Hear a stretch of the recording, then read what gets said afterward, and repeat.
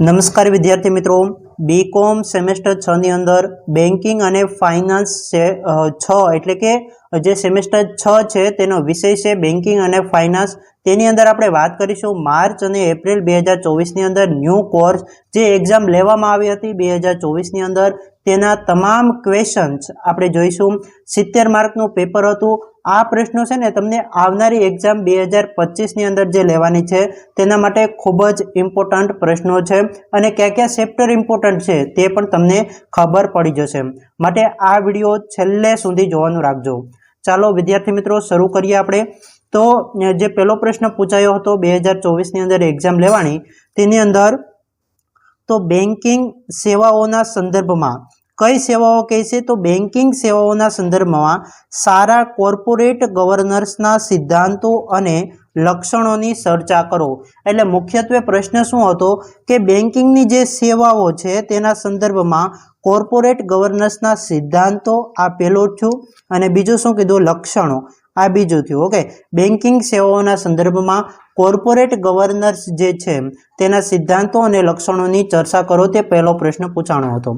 અથવાની અંદર તેની અંદર હતો ક્વેશ્ચન નંબર 1 એટલે કે કાં તો તમે આનો જવાબ આપી શકો કાં તો આનો જવાબ આપી શકો। આ બંને પ્રશ્નો કેટલા માર્કના હતા? 20-20 માર્કના હતા। ઠીક છે, જોઈએ આપણે તો ઈ બેન્કિંગ એટલે શું? ઓકે, ઇલેક્ટ્રિક બેન્કિંગ એટલે શું આપણે સમજીએ છીએ ઈ બેન્કિંગ એટલે શું। ત્યાર પછી ઈ બેન્કિંગમાં કઈ કઈ ટેકનોલોજીનો ઉપયોગ થાય છે? ઓકે, ઈ બેન્કિંગ છે તો તેની અંદર કઈ કઈ ટેકનોલોજીનો ઉપયોગ થાય છે, તેમના લાભ એટલે તેનો ફાયદો શું છે અને તેના પડકારો એટલે તેની સામે ગેરફાયદો શું છે, એટલે સામા પડકારો ક્યાં છે તે જણાવવાના છે। મુખ્યત્વે પોઈન્ટ થયો કે આ જે પહેલા પ્રશ્નો છે તે બેન્કિંગની અંદરથી પૂછેલા છે। પહેલું તો બેન્કિંગની સેવાઓ વિશેનો અને બીજો ઈ બેન્કિંગ વિશેનો પૂછેલો છે। હવે મિત્રો આપણે ક્વેશ્ચન નંબર 2 જોઈએ તો ક્વેશ્ચન નંબર 2 ની અંદર એવું છે કે બેસલે ધોરણો એટલે શું, કે ધારાઓ જે છે એટલે શું?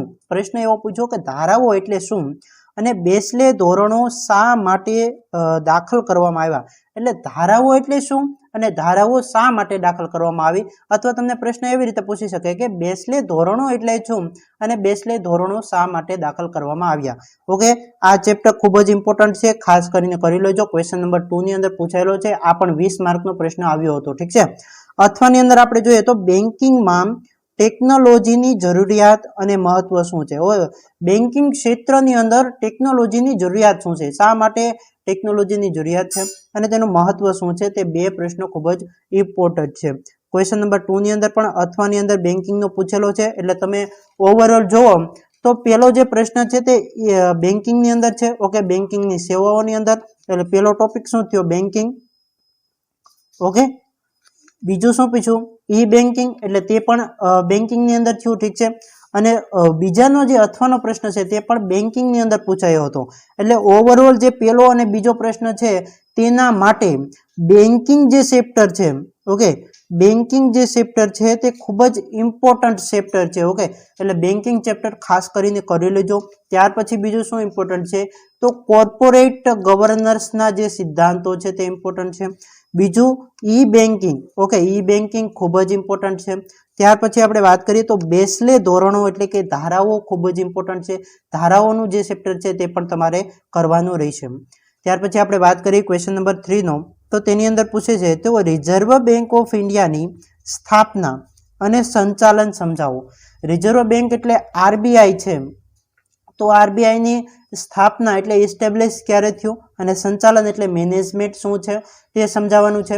તે પ્રશ્ન પણ ખૂબ જ ઇમ્પોર્ટન્ટ છે। ત્યાર પછી અથવાની અંદર ક્વેશ્ચન નંબર 3 પૂછ્યો તો આ 15 માર્કના છે। ઓકે, આ બંને પ્રશ્ન કેવા માર્કના છે? 15-15 માર્કના છે। એટલે ભારતીય રિઝર્વ બેંકના કાર્યો એટલે વર્ક શું છે? ઓકે, કાર્યની સમજૂતી આપવાની છે। રિઝર્વ બેંક ઓફ ઇન્ડિયા એટલે કે આરબીઆઈ ના કાર્યો એટલે કે વર્ક શું છે તેની સમજૂતી આપો। એટલે ક્વેશ્ચન નંબર 3 છે તે આરબીઆઈ જે ચેપ્ટર છે તેના ઉપરથી છે, એટલે રિઝર્વ બેંક ઓફ ઇન્ડિયાનું જે ચેપ્ટર છે તેના ઉપરથી જ પ્રશ્ન પૂછાયેલો છે। એટલે ત્રીજો પ્રશ્ન તમે ચેપ્ટર પ્રમાણે તમે જોઈ લેજો કે આરબીઆઈનું જે ચેપ્ટર છે એટલે કે રિઝર્વ બેંક ઓફ ઇન્ડિયાનું જે ચેપ્ટર છે તેની અંદર સ્થાપના, સંચાલન, કાર્યો તે બધું પણ તમારે કરવાનું છે। તે ત્રીજા પ્રશ્નોની અંદર પૂછાવાની પૂરી સંભાવના છે। આપણે વાત કરી ક્વેશ્ચન નંબર 4 ની, તો ભારતમાં પ્રાદેશિક ગ્રામીણ બેંકના ફાયદા અને ગેરફાયદાની ચર્ચા કરો. હવે ભારતમાં પ્રાદેશિક ક્ષેત્રે ગ્રામીણ બેંક હોય તો તેના ફાયદા શું છે અને ગેરફાયદા શું છે તેની ચર્ચાનો પ્રશ્ન પૂછાયેલો છે.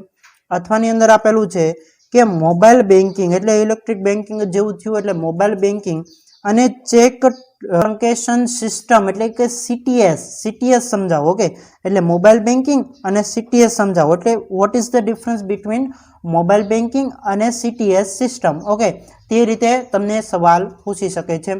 આ ખૂબ જ મોસ્ટમાંથી મોસ્ટ આઈએમપી, અને તમે વિષય જુઓ તો બેન્કિંગ અને ફાઇનાન્શિયલ સેમેસ્ટર 6 ની અંદર જે બીકોમના વિદ્યાર્થી મિત્રો છે તેને ખૂબ જ ઇમ્પોર્ટન્ટ આ પ્રશ્ન રહેશે.